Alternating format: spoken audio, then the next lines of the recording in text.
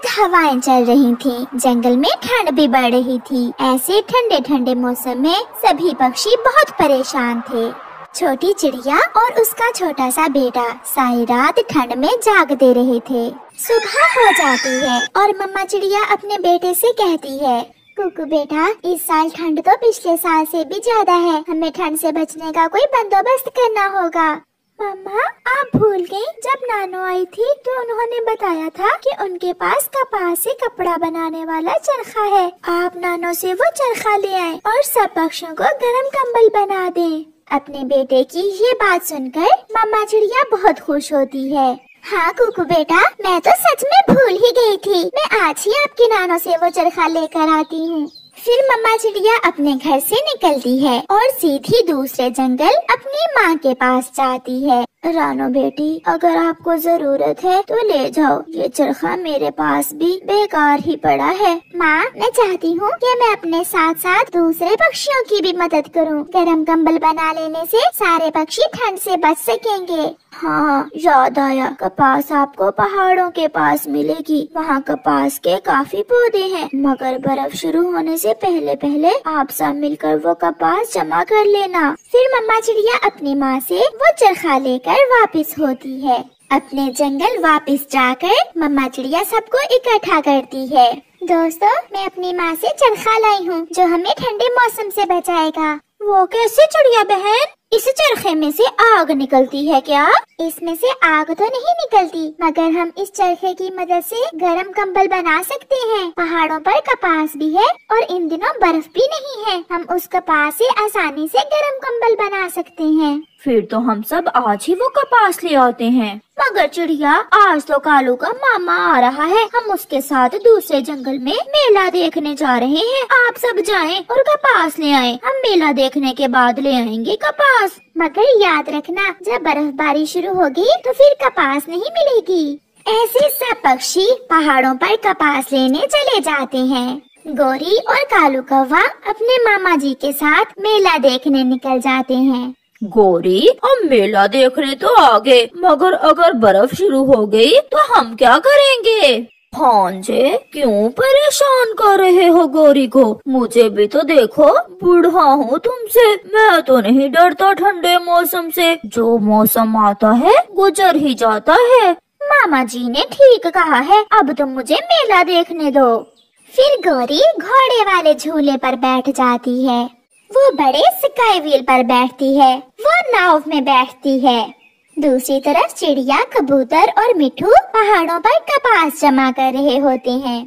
चिड़िया बहन, मैं और कबूतर जमा की हुई कपास घरों को ले जाते हैं, आप बुलबुल के साथ मिलकर थोड़ी और कपास इकट्ठी कर लें। मिठू भैया, हम ऐसा ही करते हैं, मेरे बेटे से कहना कि घर से बाहर न निकले। फिर वो ऐसा ही करते हैं। मिठू और कबूतर कपास लेकर वापस घरों को जाते हैं और चिड़िया बुलबुल के साथ कपास इकट्ठी करने लगती है। वो रात भी बहुत ठंडी थी। मिठू जी, कल तक हमारे कंबल बन जाएंगे ना? हाँ हरियाली, बस आज की रात है, जाग कर ही गुजार लेते हैं, कल हम मजे से गरम कंबल में सोएंगे। याद रखना, चिड़िया से कहना कि हमारे लिए लाल रंग का कंबल बनाए, मुझे लाल रंग बहुत पसंद है। फिर दूसरे दिन चिड़िया अपना चरखा चलाती है और काम शुरू करती है। हरियाली तोती और लूसी कबूतरी भी चिड़िया की मदद कर रही थी। कबूतर और मिठू तोता सबके लिए दाना लेने निकल जाते हैं। रास्ते में उन्हें कालू और गोरी कौवी मिलते हैं। गोरी, हमने सारा काम कर लिया और तुम मेला देखने में मसरूफ हो। याद रखना, इस बार हम तुम्हारी मदद नहीं करेंगे। ओए मोटी चोंच वाले, तुम्हें किसने कहा मेरी मदद करने को? खुद ही सवाल और खुद ही जवाब दिए जा रहे हो। हमारे मोटे पंख है, हमें इतनी आसानी से ठंड नहीं लगती, तुम सब अपनी चिंता करो, ये तो समय ही बताएगा।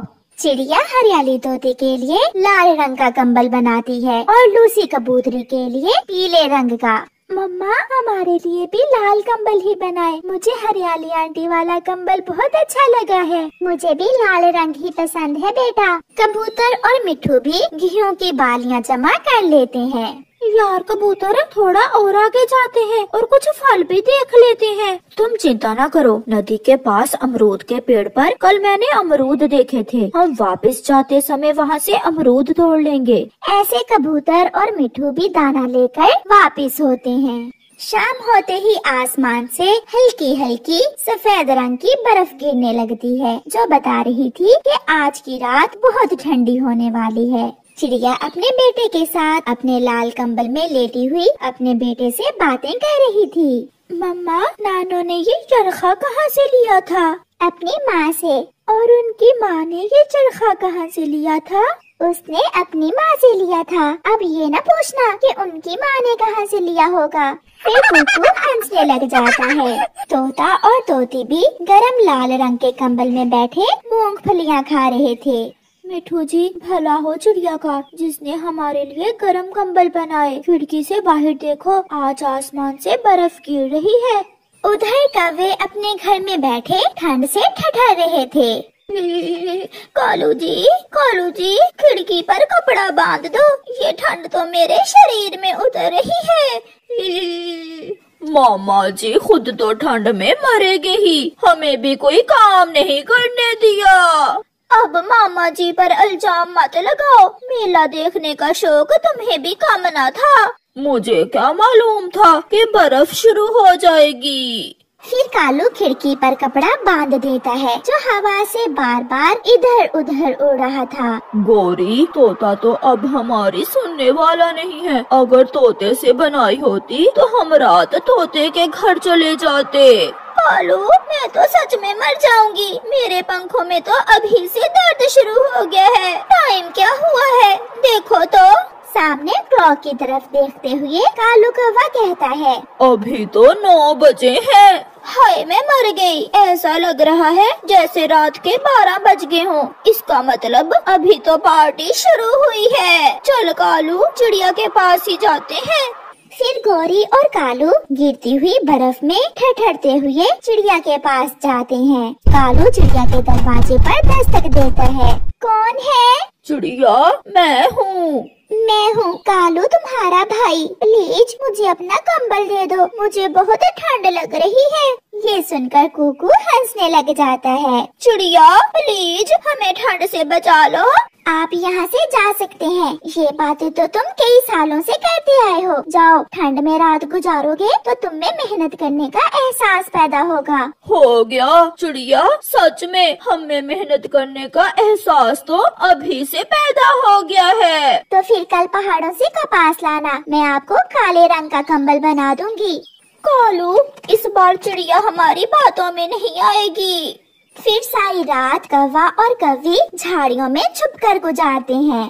और फिर जैसे ही सुबह होती है वो कपास लेने पहाड़ों पर जाते हैं। मगर वहाँ तो हर तरफ बर्फ की चादर थी, सब जम चुका था। ना कपास थी और ना कपास के पौधे। ये सब देखकर कौवे बहुत निराश होते हैं। मगर इस बार कौवे जान गए थे कि गुजरा समय हाथ नहीं आता। प्यारे दोस्तों, इस कहानी से हमें सीख मिलती है कि हमें अपने सारे काम समय पर करने चाहिए, क्योंकि गुजरा समय वापस नहीं आता। आपका धन्यवाद।